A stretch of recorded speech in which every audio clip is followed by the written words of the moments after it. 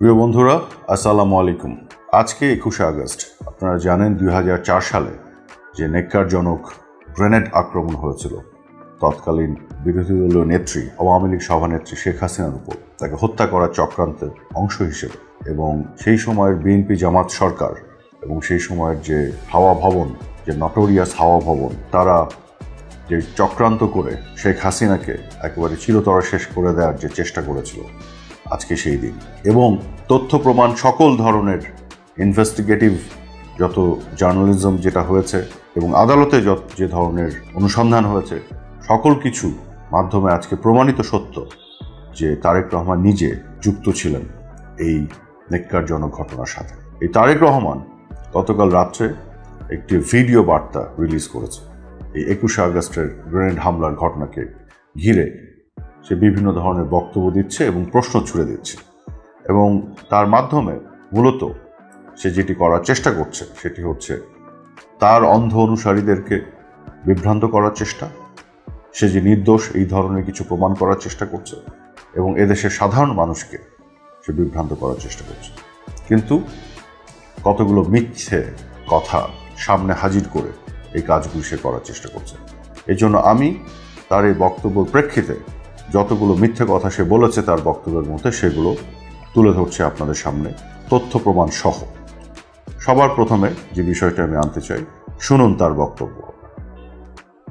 2004 সালের 21শে আগস্ট আওয়ামী লীগের সমাবেশ রাজধানীর মুক্তাঙ্গনে হওয়ার কথা ছিল, তবে পুলিশ কর্মকর্তা ও সদস্যরা মুক্তাঙ্গনে আসার কিছু সময় পর জানতে পারেন সমাবেশের স্থান কাউকে না জানিয়েই হঠাৎ করেই মুক্তাঙ্গন থেকে গুলিস্তানে আওয়ামী লীগের দলীয় কার্যালয়ের সামনে স্থানান্তর করা হয়েছে। প্রশ্ন হল, যেই সমাবেশে প্রধান অতিথি সেই সময়কার বিরোধী দলীয় নেতা শেখ হাসিনা, সেই সমাবেশের ভেন্যু কার সিদ্ধান্তে পরিবর্তন করা হয়েছে? কে পরিবর্তন করেছে? তর্কের খাতিরে যদি ধরে নেওয়া হয় 21শে আগস্ট শেখ হাসিনার সমাবেশে হামলার আশঙ্কায় মুক্তাঙ্গনের পরিবর্তে সমাবেশের স্থান তাৎক্ষণিকভাবে পরিবর্তন করে বঙ্গবন্ধু এভিনিউ এলাকায় স্থানান্তর করা হয়েছিল, তাহলে সেই ভেন্যু পরিবর্তনের তথ্য কি আইন শৃঙ্খলা বাহিনীকে জানানো হয়েছিল? আপনারা শুনলেন তার বক্তব্য। এখানে একটি ডাহা মিথ্যা কথা বলা হয়েছে, সেটি হচ্ছে যে আওয়ামী লীগের এই সভাটি মুক্তাঙ্গনে হওয়ার কথা ছিল এবং কাউকে না জানিয়ে, কোনো নোটিশ না দিয়ে 21শে আগস্টের দিন হঠাৎ করে ভেন্যুটি পরিবর্তন করা হয়েছে, যেটি একটি ডাহা মিথ্যা কথা। কারণ আপনারা দেখবেন 21শে আগস্টের আগের দিন 20শে আগস্টে বাংলাদেশের সকল জাতীয় পত্রিকাগুলোতে একেবারে বিজ্ঞাপনের মাধ্যমে প্রচার করা হয়েছিল যে কোথায়, কোন ভেন্যুতে, কটার সময় এই সভাটি হবে। 20শে আগস্টেই বাংলাদেশের সকল পত্রিকায় ছিল ভেন্যু বঙ্গবন্ধু অ্যাভিনিউ। অর্থাৎ তারেক রহমান যে অসত্য তথ্যটি দিচ্ছে, এখানে মিথ্যাচার করছে যে 21শে আগস্ট হঠাৎ করে পরিবর্তন করা হয়েছে, সেটি একটি ডাহা মিথ্যা কথা। আপনাদের সামনে আমি এই প্রমাণ হাজির করছি, আপনারা দেখুন। 2004 সালের 21শে আগস্ট পুলিশ প্রশাসন রাজধানীর সম্প্রতি দণ্ডপ্রাপ্ত পলাতক বিএনপি নেতা লন্ডন থেকে পাঠানো ভিডিও বার্তায় দাবি করেছেন, কোনো আগাম ঘোষণা ছাড়াই 21 আগস্ট মুক্তাঙ্গন থেকে বঙ্গবন্ধু এভিনিউতে সমাবেশ সরিয়ে এনেছিল আওয়ামী লীগ। অনুসন্ধানের সূত্র 2004-এর আগস্ট মাসের জাতীয় দৈনিক। প্রথম সারির প্রায় সবকটি কাগজেই মিলল সেই সমাবেশের বিজ্ঞাপন। সমাবেশের দুদিন আগে 19 আগস্টই আওয়ামী লীগের পক্ষ থেকে প্রচার করা হয় সেই বিজ্ঞাপন, যাতে লেখা আছে, সিলেটে দলের নেতাকর্মীদের উপর বোমা হামলা ও গোপালগঞ্জে পুলিশি নির্যাতনের প্রতিবাদে 21 আগস্ট 3টায় বঙ্গবন্ধু এভিনিউতে সমাবেশ ও র্যালিতে থাকবেন বিরোধী দলীয় নেতা শেখ হাসিনা। বন্ধুরা, আপনারা দেখলেন, একেবারে অকাট্য প্রমাণ সহ হাজির করলাম, এবং এই পেপার কাটিংগুলো আমার কাছে আছে, সেগুলো আপনাদেরকে স্ক্রিনে আমরা উঠিয়ে দেব। কাজে এইভাবে ডাহা মিথ্যা কথা বলে শুধুমাত্র তার অন্ধ অনুসারীরাই তার এই মিথ্যা কথাগুলো বিশ্বাস করবে। সত্যের উপরে দাঁড়িয়ে রাজনীতি করতে হবে। এত ডাহা মিথ্যাচার করে অপরাধ থেকে বাঁচার কোনো সুযোগ নেই। আরেকটি ভিডিও দেখুন, তার এই বক্তব্যের জবাবে আমি আরেকটি ভিডিও আপনাদের দেখাতে চাই। 22 আগস্ট সংবাদপত্রে পুলিশের একটি প্রেস নোট ছাপা হয়, যাতে সমাবেশের স্থান পরিবর্তনের কোনো উল্লেখ নেই। উল্টো নিরাপত্তার দায়িত্বরত 15 পুলিশ সদস্যের আহত হওয়ার তথ্য জানায় ঢাকা মেট্রোপলিটন পুলিশ। শুনলেন আপনারা, 22 আগস্টেও পুলিশের প্রেস নোটে হঠাৎ করে আওয়ামী লীগের যে জনসভা তার স্থান পরিবর্তনে কোনো উল্লেখ নেই। অর্থাৎ নতুন করে এটা আবিষ্কার করেছে তারেক রহমান। শুধুমাত্র সে যে অন্যায়টির সাথে যুক্ত ছিল, সেই অন্যায় থেকে বাঁচার জন্য, নিজেকে নির্দোষ প্রমাণ করার জন্য একটু অপচেষ্টা সে করছে মিথ্যাচারের মাধ্যমে। আজকে প্রমাণিত হলো, আমরা দেখালাম যে কিভাবে 20 আগস্টে 21 আগস্টে সভার স্থান কোথায় থাকবে সেটি ইতিমধ্যে বলা হয়েছিল, এবং 22 আগস্টে পুলিশের প্রেস নোটেও হঠাৎ করে স্থান পরিবর্তনের কোনো উল্লেখ নেই। এর চেয়ে বড় অকাট্য প্রমাণ আর হতে পারে না। কাজে তারেক রহমান এই স্থান পরিবর্তন নিয়ে একেবারে মিথ্যা কথা বলছে। তারেক রহমানের আওয়ামী লীগের এই 21 আগস্টের সভার স্থান পরিবর্তন নিয়ে আরেকটি নির্জলা মিথ্যাচারের উদাহরণ দেখুন। 2004 সালের 21 আগস্ট প্রায় সকল জাতীয় পত্রিকায় আজ মুক্তাঙ্গনে আওয়ামী লীগের সমাবেশ শিরোনামে সংবাদও প্রকাশিত হয়। আপনারা দেখলেন সকল জাতীয় দৈনিক পত্রিকায় এই সংবাদটি প্রচার হয়েছে, যেটি তারেক রহমান দাবি করছে যে আজ মুক্তাঙ্গনে আওয়ামী লীগের সমাবেশ। আজ মানে 21 আগস্ট 2004, এবং সকল জাতীয় পত্রিকার উদাহরণ হিসেবে উনি যেটি দিয়েছেন, এটা স্ন্যাপশটটা একটু দেখুন আমার স্ক্রিনে। সকল জাতীয় দৈনিক পত্রিকা, যার কোনো নামও দেখা যাচ্ছে না। উনি একটি জাতীয় পত্রিকার উদাহরণ দিতে পারেননি। একটা পেপার কাটিং ছোট বের করে কোথা থেকে এনেছেন আল্লাহ জানে। এটি নাকি সকল জাতীয় পত্রিকা। মিথ্যাচারের একটা সীমা থাকা উচিত। আপনাদের আমি সকল জাতীয় পত্রিকা দেখাচ্ছি। দেখুন, যুগান্তর জাতীয় পত্রিকা, দেখুন স্থানের কথা কি বলা আছে। 20 আগস্টের পত্রিকা, 21 আগস্টে বঙ্গবন্ধু অ্যাভিনিউ। ভোরের কাগজ, 20 আগস্টের পত্রিকা, জাতীয় দৈনিক। এবার আসেন, অনেকগুলি পত্রিকা একসাথে। এখানে আছে যুগান্তর, ভোরের কাগজ, আজকের কাগজ, প্রথম আলো। একেবারে পত্রিকার কাটিং সহ প্রত্যেকটি পত্রিকায় বলা আছে 20 আগস্টে, যে পরের দিন 21 আগস্টে যে সভা হবে তার স্থান কোথায়, বঙ্গবন্ধু অ্যাভিনিউ। কোথায়ও বলা নাই, কোনো জাতীয় পত্রিকায় বলা নাই যে মুক্তাঙ্গনে এই সভাটি হবে। অথচ তারেক রহমান একটা ছোট্ট পত্রিকার কাটিং দেখালো আমাদেরকে। দেখুন আবার তার পত্রিকার কাটিং, যার কোনো নাম নাই ধাম নাই, এটা কোন পত্রিকার আল্লাহ জানে, এবং এটি দিয়ে বলছেন সকল পত্রিকায়। এইভাবে নোংরাভাবে মিথ্যাচারের সীমা থাকা উচিত, নির্লজ্জভাবে মিথ্যাচারের। মানুষ যখন অপরাধ করে, সে অপরাধকে ঢাকার জন্য এইভাবেই হয়তো মিথ্যাচারের আশ্রয় নিতে হয়। আশা করি এই বিষয়টি আপনাদের কাছে পরিষ্কার হয়েছে। আপনারা খেয়াল করে দেখুন, সে একই মিথ্যার উপর ভিত্তি করে সে আরও কিছু প্রশ্ন হাজির করার চেষ্টা করছে। তার সে বক্তব্য থেকে আরেকটি অংশ আপনারা শুনুন। পুলিশ এবং হামলাকারীদের জবানবন্দির বরাতে পত্র পত্রিকায় প্রকাশিত রিপোর্টে বলা হয়, আবু জান্দাল এবং কাজল সমাবেশে প্রথম গ্রেনেড ছুঁড়ে মারে। আওয়ামী লীগের সমাবেশে হামলাকারীদের কয়েকজনের জবানবন্দির আলোকে যারা যেভাবে পরিকল্পনা ও হামলা করেছিল শিরোনামে 2018 সালের 21 আগস্ট দৈনিক প্রথম আলো পত্রিকায় একটি প্রতিবেদন প্রকাশিত হয়। রিপোর্টে বলা হয়, হামলার আগের দিন 20 আগস্ট কাজল ও আবু জান্দাল বঙ্গবন্ধু এভিনিউতে গিয়ে এলাকা পর্যবেক্ষণ করে আসে। প্রিয় দেশবাসী, রহস্যটি এখানেই। হামলাকারী অগ্নি সন্ত্রাসীরা সমাবেশ স্থলে মুক্তাঙ্গনের পরিবর্তে কেন বঙ্গবন্ধু এভিনিউ পর্যবেক্ষণ করল?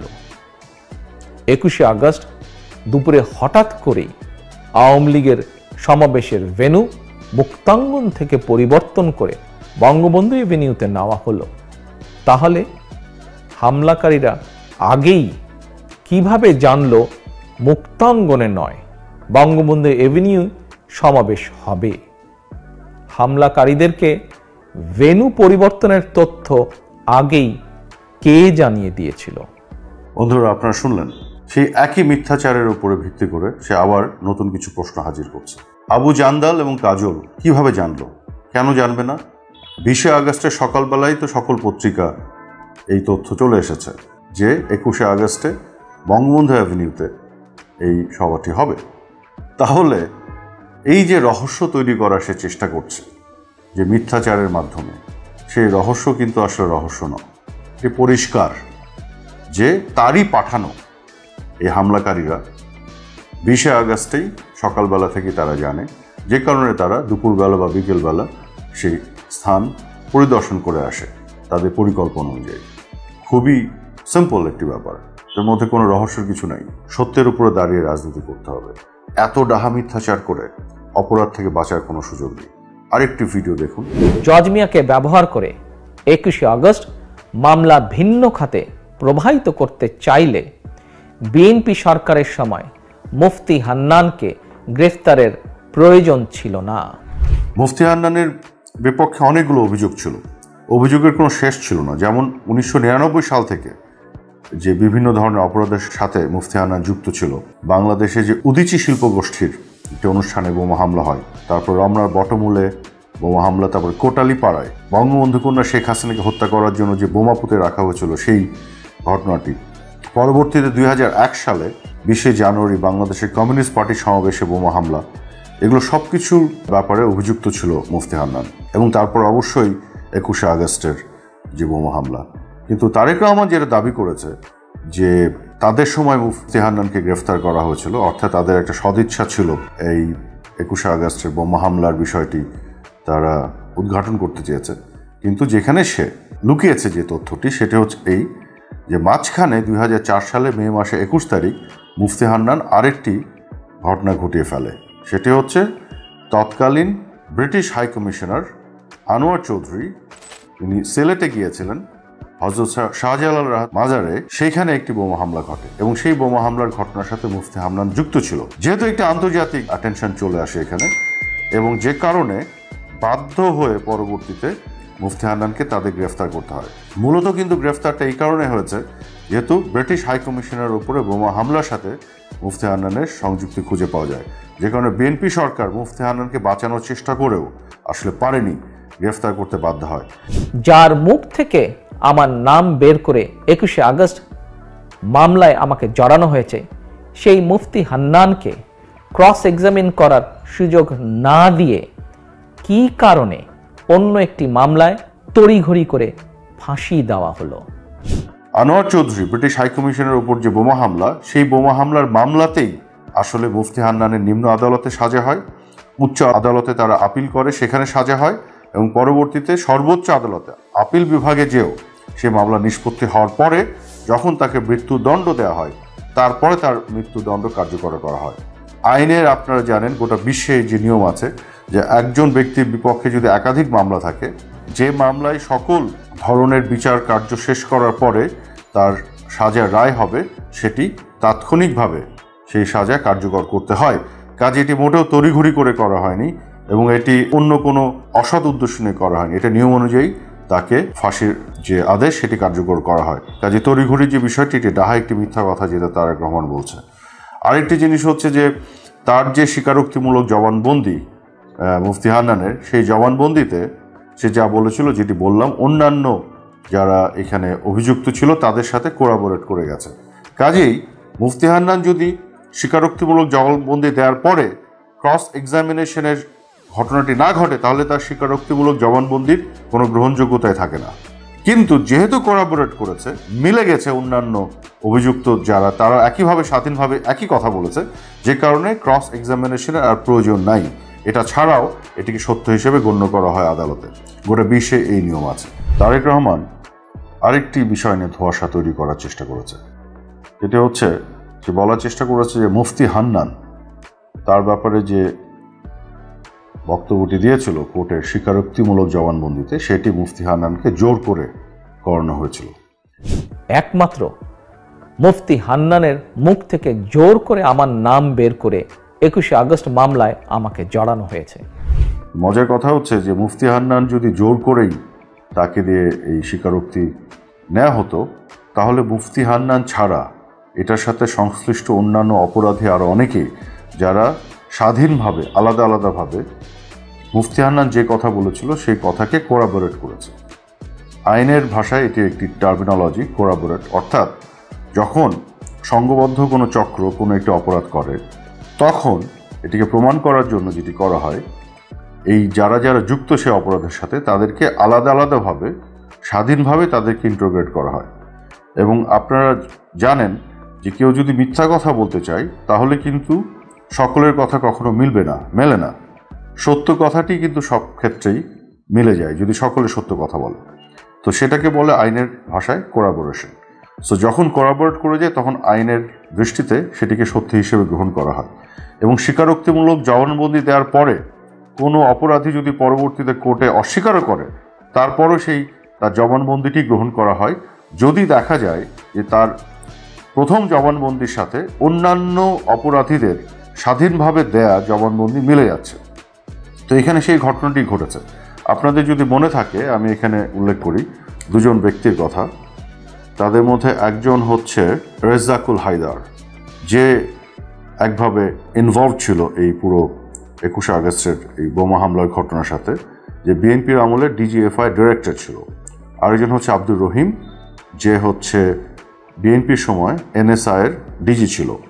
এবং আপনাদেরকে একটি রিপোর্ট আমি পড়ে শোনাই ডেইলি স্টারের, যে এখানে যেটি স্পষ্টভাবে বলা আছে যে মুফতি হান্নান যখন হাওয়া ভবনে যায় তার সাথে তাজউদ্দিন এবং শেখ ফরিদ আরও অনেকেই ছিল, এবং তারা ওখানে পৌঁছানোর পরে সেখানে তারেক রহমান ইভেন্চুয়ালি এসে তাদের সাথে মিট করে। এবং এখানে একটা কনফেশনাল স্টেটমেন্ট মুফতি হান্নান দেয়।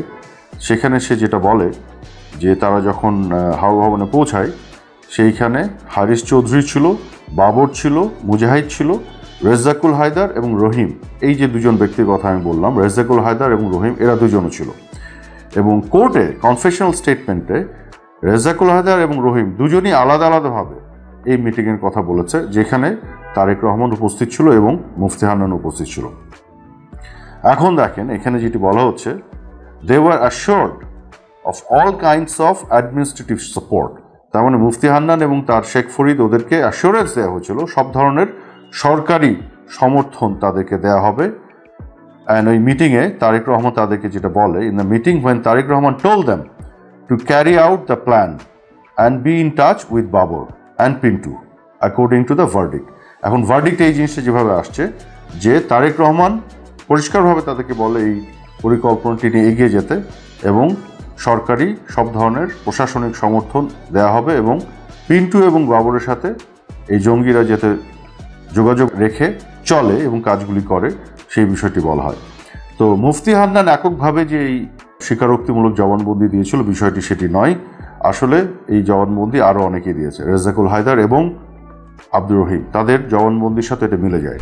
এছাড়াও মুফতি হান্নানের স্বীকারোক্তিমূলক জবানবন্দি ছাড়াও আপনারা দেখেছেন সামাজিক যোগাযোগ মাধ্যমে তার একটি বক্তব্য ঘুরে বেড়ায়, যেখানে সে একেবারে নিঃসংকোচে উল্লেখ করে কিভাবে এই ঘটনাটি তারা ঘটিয়েছিল এবং কারা কারা এই ঘটনার সাথে যুক্ত ছিল।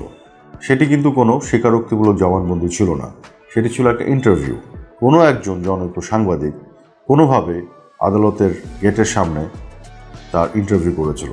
এবং আপনারা জানেন বিভিন্ন সময় গোটা বিশ্বজুড়ে এরকম ইনভেস্টিগেটিভ জার্নালিজম আছে, যেখানে অপরাধীকে তারা বিভিন্নভাবে ইন্টারভিউ করে ফেলে এবং তাদের কাছ থেকে অনেক বক্তব্য নিয়ে আসে। সেইখানে মুফতি হান্নান স্বেচ্ছায়, কোনো প্রেশারের মাধ্যমে না, কোনো টর্চারের মাধ্যমে না, কোনো জোরপূর্বক না, স্বেচ্ছায় সকল তথ্য গড়গড় করে শেয়ার করে ফেলে। এবং আপনাদেরকে এই ভিডিওটি আমি দেখাবো, একটু পরে আমি চালাবো। ভিডিওতে আপনারা খেয়াল করে দেখবেন যে মুফতি হান্নান যখন সব কিছু বলে ফেলছে তখন একজন তাকে বলে, আপনাকে যে প্রশ্ন করা হচ্ছে তার উত্তর দেন, অন্য কোনো কথা বলার দরকার নেই।